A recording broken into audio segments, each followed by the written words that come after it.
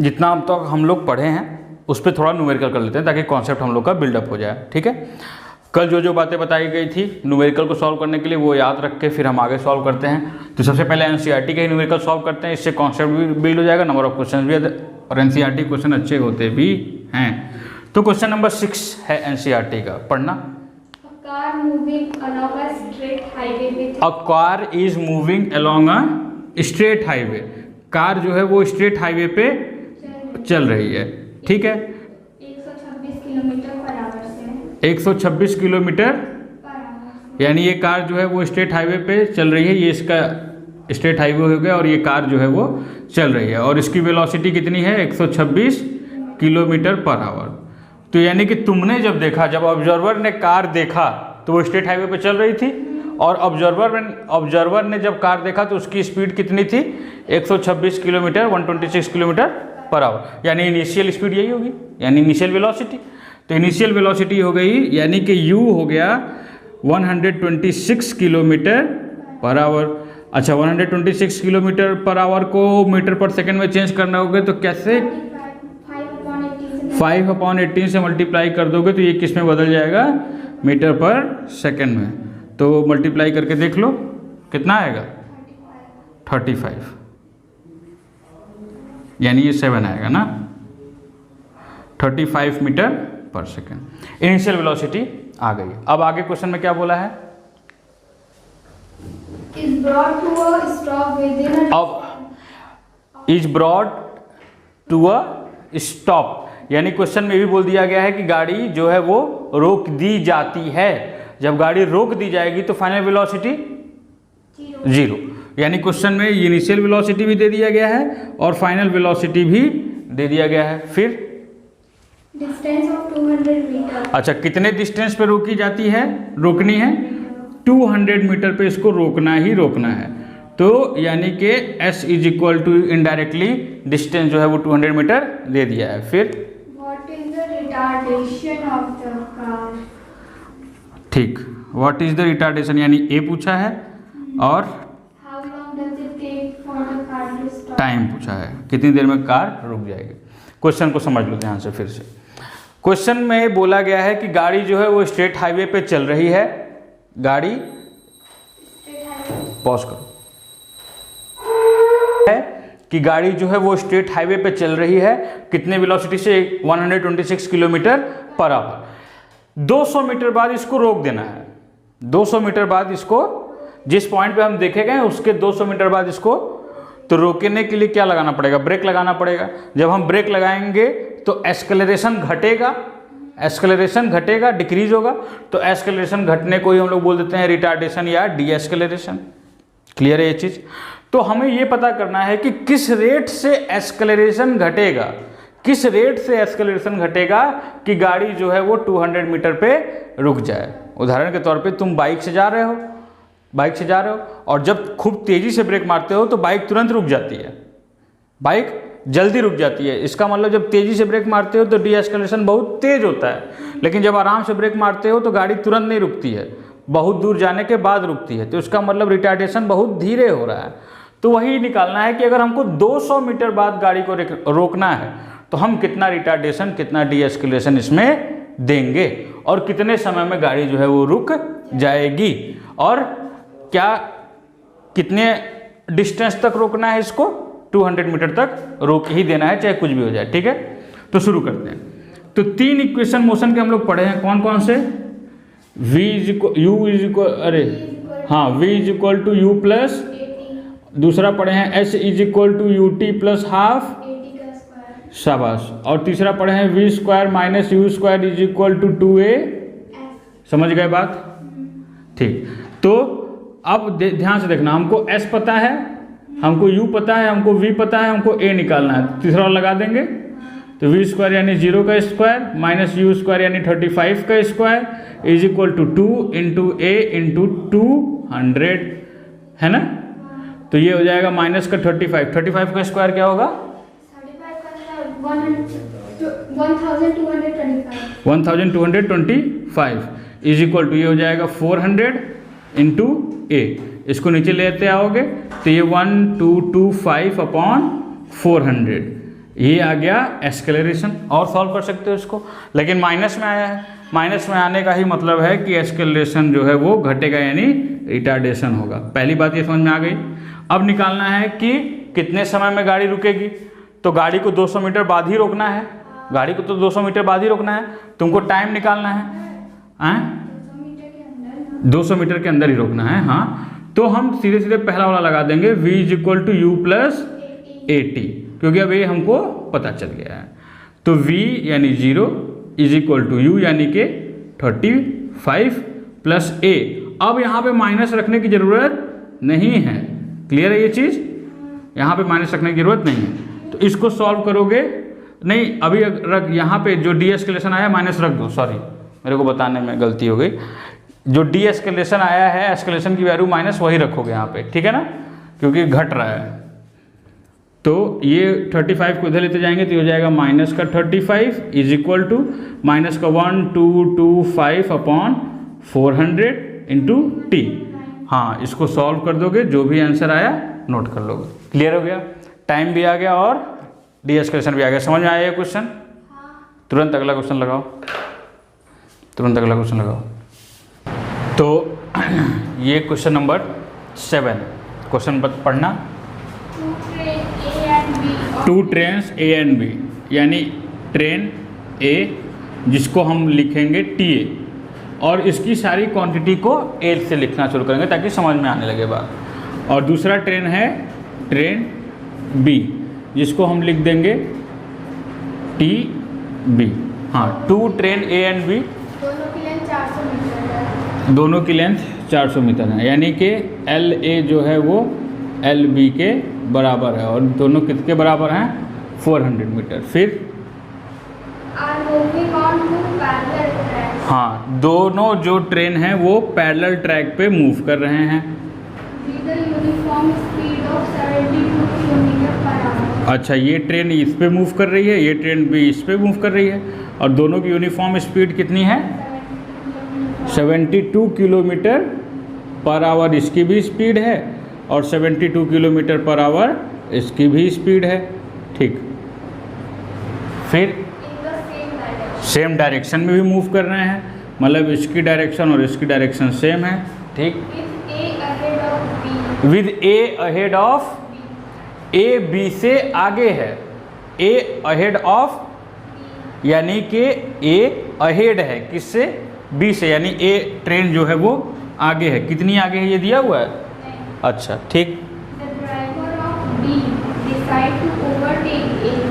हाँ, the driver of B decide to overtake. ठीक, एक बार हम रफ डायग्राम बना लेते हैं कि मान लेते हैं ये दो पैरेलल ट्रैक है, दोनों सेम डायरेक्शन में मूव कर रही हैं। ये हो गया हमारा ट्रेन A, ठीक है। ट्रेन A जो है वो B से आगे है, तो जाहिर सी बात है ट्रेन B कुछ यहाँ होगा, ठीक है। और ये हो गया ट्रेन A, ये हो गया ट्रेन A, ठीक है ना। दोनों की डायरेक्शन ये है और ये है। ये हो गया TB यानी ट्रेन B, ये हो गया ट्रेन A। ट्रेन A अब अहेड हो गया ट्रेन B से। उसके बाद ट्रेन B का जो ड्राइवर है, ट्रेन B का ड्राइवर जो है वो पगला गया पीछे रहते रहते। अब वो सोचा कि हम जो हैं ट्रेन A से आगे निकलेंगे, और ट्रेन A से आगे निकलने के लिए ध्यान से समझना, दोनों ट्रेन का स्पीड सेम है, वेलोसिटी सेम है, दोनों ट्रेन का वेलोसिटी सेम है। तो अगर B को आगे निकलना है तो वेलोसिटी बढ़ाना पड़ेगा। B को आगे निकलना है तो वेलोसिटी बढ़ाने के लिए ट्रेन B का जो एक्सेलरेशन है, जो ड्राइवर है वो कितना एक्सेलरेट किया? 1 मीटर पर सेकेंड स्क्वायर से एक्सेलरेट कर दिया। 1 मीटर पर सेकेंड स्क्वायर से, बात ये समझ में आई? 1 मीटर पर सेकेंड स्क्वायर से एक्सेलरेट कर दिया, यानी ट्रेन B की एक्सेलरेशन अब बढ़ गई 1 मीटर पर सेकेंड स्क्वायर। फिर आगे क्या हुआ? अच्छा, आफ्टर यानी कि T दिया हुआ, आफ्टर 50 सेकेंड, ठीक।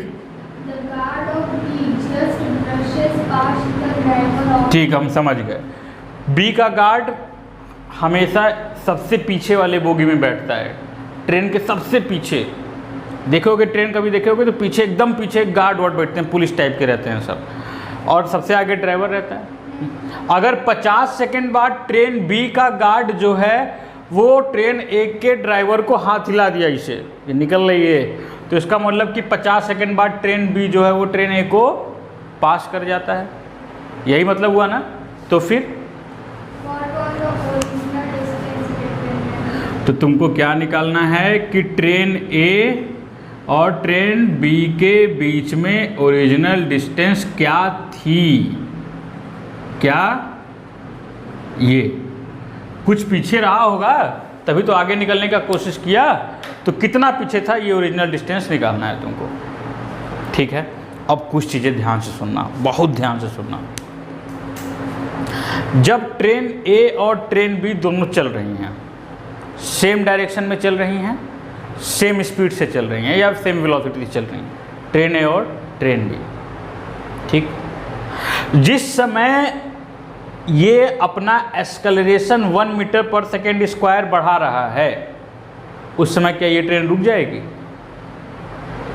उस समय ये ट्रेन रुकेगी तो है नहीं, चलती ही रहेगी। देखो ध्यान से, ये ट्रेन ए है, ये ट्रेन, सॉरी, इसी कॉन्सेप्ट को बनाना है। हम क्या करते हैं कि एक चीज़ सोचेंगे दूसरी चीज़ भूल जाते हैं, ध्यान नहीं देते हैं। सब चीज़ पे ध्यान देना है। ट्रेन ए ये हो गया, ट्रेन बी ये हो गया, दोनों सेम वेलोसिटी से चल रहे हैं। अब क्या हुआ कि बी का मूड खराब हो गया, बी ओवरटेक करना है, तो ये एस्केलेशन अपना बढ़ाएगा। लेकिन जब ये एस्केलेशन बढ़ाएगा और 50 सेकंड में ओवरटेक कर ले रहा है, लेकिन उस 50 सेकंड में ऐसा थोड़ी है कि ट्रेन ए ये है, ट्रेन बी ये है, तो एस्केलेशन बढ़ाएगा। तो जब एस्केलेशन बढ़ाया तो ट्रेन ए रुक थोड़ी गया, ट्रेन ए रुका थोड़ी है, रुका नहीं है ना, चल रहे हैं दोनों, तब ये एस्केलेशन बढ़ाया और चल ही रहा है और ये आगे निकला। इमेजिन हो रहा है कॉन्सेप्ट, इमेजिन हो रहा है, नहीं हो रहा। तो अब ध्यान देना कि ट्रेन ए मान लो 50 सेकंड में यहाँ तक चला है, मान लो ट्रेन ए 50 सेकंड में यहाँ तक चला है, इतनी डिस्टेंस एक्स्ट्रा कवर की। ध्यान से सुनना, एक्स्ट्रा इतना डिस्टेंस 50 सेकंड में चला है, जिस 50 सेकंड में वो ओवरटेक किया है। तो एक्चुअली बी वाला 50 सेकंड में यहाँ से लेकर के यहाँ तक पहुँचा है। इस कॉन्सेप्ट को बना था ये कॉन्सेप्ट, अब बन रहा है, समझ आ रही बात ना। हम जब इसके ऊपर देख रहे हैं तो ये हमको रोक नहीं देना है, बच्चे रोक देते हैं इसको, इसी पे ध्यान देते हैं, नहीं, बात समझ में आ रही है ना। उस 50 सेकंड में ये गाड़ी रुकी तो है नहीं, चली है। तो मान लेंगे अगर हम 50 सेकंड में इतनी चली है और 50 सेकंड बाद बी क्रॉस कर जाता है, तो एक्चुअली बी जो है वो पूरा इतना डिस्टेंस चल देता है 50 सेकंड में। बात समझ में आ रही है।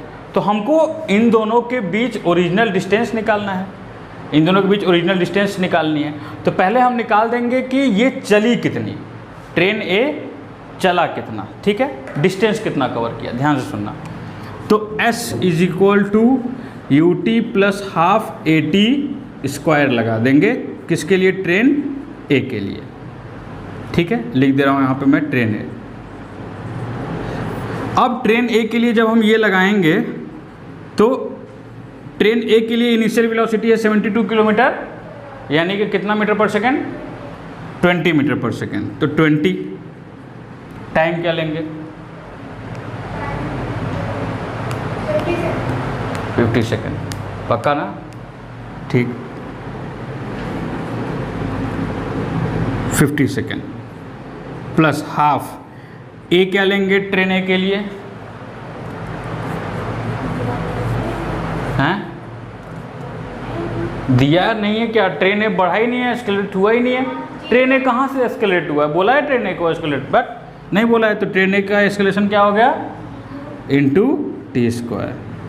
तो टोटल डिस्टेंस कितना आ गया? 1000।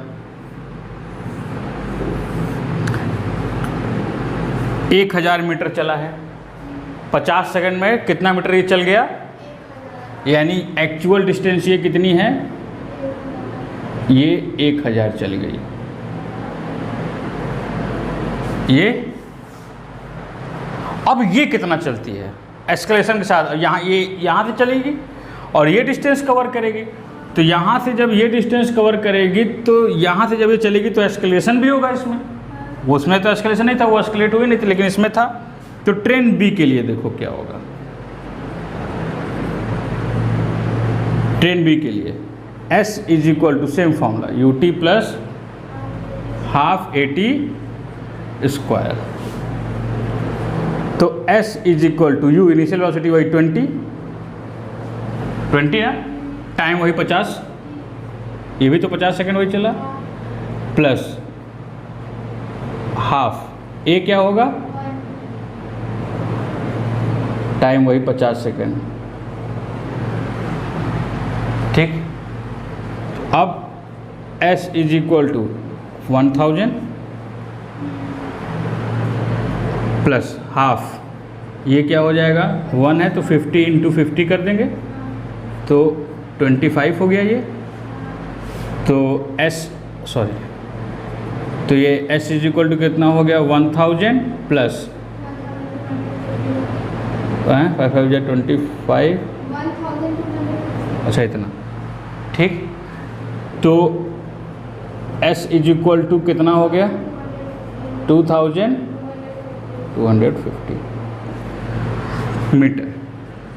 तो ट्रेन भी कितना चली है 2200, ये 2250 कौन सी डिस्टेंस है, आप ध्यान देना, ये मिटा दे रहा हूँ ठीक है, क्योंकि यहाँ से लेकर के बड़े मज़ेदार आ गया, देखो अपने आप कॉन्सेप्ट क्लियर हो गया यार। मैं बता दे रहा हूँ, सारे बच्चों को बोल देना कि ये ज़रूर सब्सक्राइब कर दें, लाइक कर दें। इतना खतरनाक तो नहीं पढ़ाएगा यहाँ पे, कोई नहीं समझाएगा इतना खतरनाक, बता देंगे सब ऐसे ऐसे। और अगर तुम बोल दिए नहीं समझ में आया तो फिर लतीफ़ो करेंगे, क्यों नहीं समझ में आता, गधा हो ये वो, ठीक है, लेकिन इतना प्रेम से कोई नहीं बताएगा। देखो S जो है S,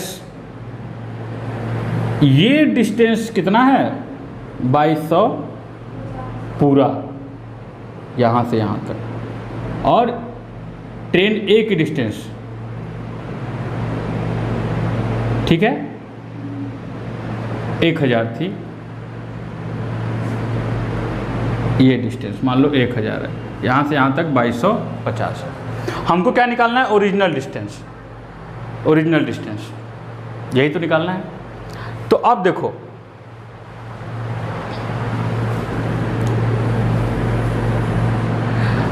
एक चीज़ और गौर करना है हम लोगों को, ट्रेन के बीच ओरिजिनल डिस्टेंस कितनी थी, ट्रेन के बीच ओरिजिनल डिस्टेंस कितनी थी। तो अब ट्रेन बी के यहाँ से लेकर के यहाँ तक 2250 आया है, और हमको ओरिजिनल डिस्टेंस ये चाहिए, ट्रेन बी का ड्राइवर, ट्रेन ए का गार्ड, यानी कि हमको इतनी डिस्टेंस चाहिए सिर्फ। ये ट्रेन की लेंथ वाली डिस्टेंस जो है वो हमारे लिए यूजलेस है। अगर हम गौर से देखें, एकदम ध्यान से देखना कि ये जो ट्रेन, ये लेंथ जो है वो ट्रेन की लेंथ है ना 400 मीटर। अब इस 2250 में ये 400 मीटर भी तो कवर हो रहा है। जब ट्रेन बी पास करेगी ट्रेन ए को, तो ट्रेन की खुद की लंबाई भी तो पास करेगी, और जब ट्रेन बी पास होगा तो ट्रेन का खुद का लंबाई भी पास तो होगा ट्रेन ए के द्वारा, यानी एल बी, ये होगा, ये भी 400, ये भी 400। ठीक है, नहीं समझे बात। तो टोटल लेंथ ऑफ ट्रेन क्या हो जाएगा, टोटल लेंथ क्या हो जाएगा L A plus L B, यानी length of train A plus length of train B, यानी कि 400 प्लस 400, यानी कि कितना हो गया, टोटल लेंथ ऑफ ट्रेन क्या हो गया 800 मीटर। क्लियर हुआ ये चीज़, क्लियर हो गया ना पक्का। अब हम क्या करेंगे, अब तुम आराम से इसको निकाल सकते हो, अब तुम इसको आराम से निकाल सकते हो। कैसे निकालो, पॉज कर दो, लास्ट तक एक ही स्टेप बचा है, मैं बता देता हूँ, तो ध्यान से देखो। तो ये पूरी डिस्टेंस हो गई 2250, और ये डिस्टेंस हो गई जो ट्रेन ए ट्रैवल किया था। ठीक है, तो original distance ORI, original distance between TA and TB is पूरा डिस्टेंस 2250 था, यानी 2250, ठीक है, में से 1000 तो माइनस कर देंगे, हमको ये डिस्टेंस चाहिए, तो 1000 माइनस कर दोगे, 1000 माइनस हो जाएगा 1200, अब ध्यान से देखना, 1250 जब तुम किए तो एक्चुअली तुम यहाँ पे आ गए, मतलब यहाँ से लेकर के यहाँ तक आ गए, ये है 1250। ओरिजिनल डिस्टेंस ये नहीं है। ओरिजिनल डिस्टेंस तब मिलेगी जब 400 और माइनस करेंगे। और याद रखना कि जब 400 यहाँ माइनस करोगे तो 400 ट्रेन बी का भी माइनस करना पड़ेगा, क्योंकि ये भी पास की थी। तो यानी कि 1200, हाँ 400 माइनस TL कर दे रहे हैं टोटल लेंथ, ठीक है। तो ये हो जाएगा 1250 माइनस कितना बचेगा, 8 4 12, 450, ठीक है, 450 मीटर। अब ध्यान से देखो, इसको यहीं पे लिख लो माइनस TL, ठीक है ना, ताकि दिक्कत ना हो। समझ गए? नोट कर लो क्वेश्चन। इसके बाद क्वेश्चन नंबर 9 लगाओ, पॉज कर।